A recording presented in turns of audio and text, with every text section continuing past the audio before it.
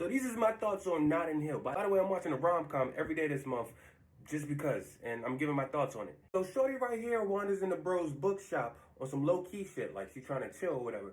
But turns out shorty famous, and you know, bro is kind of tripping like, oh shit, how you get in my bookshop? That's crazy. Well, ain't nothing really come from that, right? But bro goes out to get some orange juice like 5 minutes later and bumps into shorty, spilling the orange juice on her shirt. And then my guy hits her with a bar. I live just over the street. I have water and soap. You could get cleaned up. So my first reaction was like, oh, this bitch dumb.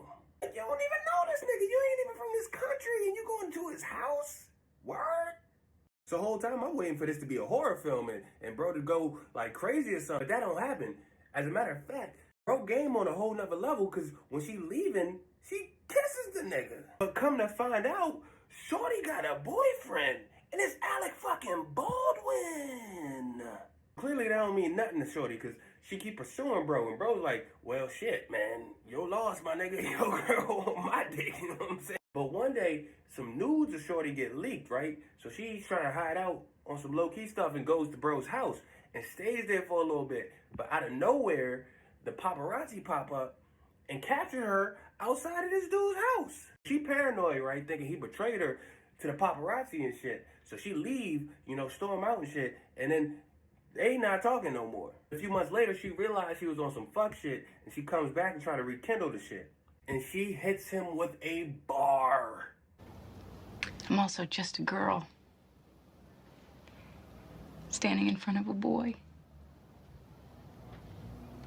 asking him to love her. That's when you get into like the ending stuff, and I ain't gonna give away the ending for y'all who hasn't seen it. I mean, I'm not about to spoil that for you. When you break down the guts of this shit, Notting Hill is about the grotesque asymmetry of fame and the illusion of normalcy in an era of hyper-mediated affection. I mean, beneath the rom-com veneer lies the tale of socio-emotional trespass, wherein a bourgeois bookseller becomes the unsuspecting vessel for an actress's quest to reclaim her humanity in a world that has commodified her identity. It's essentially the Odyssey, but instead of Odysseus, it's Hugh Grant, and instead of battles with monsters, he battles emotional repression and British politeness and extremely aggressive tabloid photographers. But besides all that, this shit was kind of tough.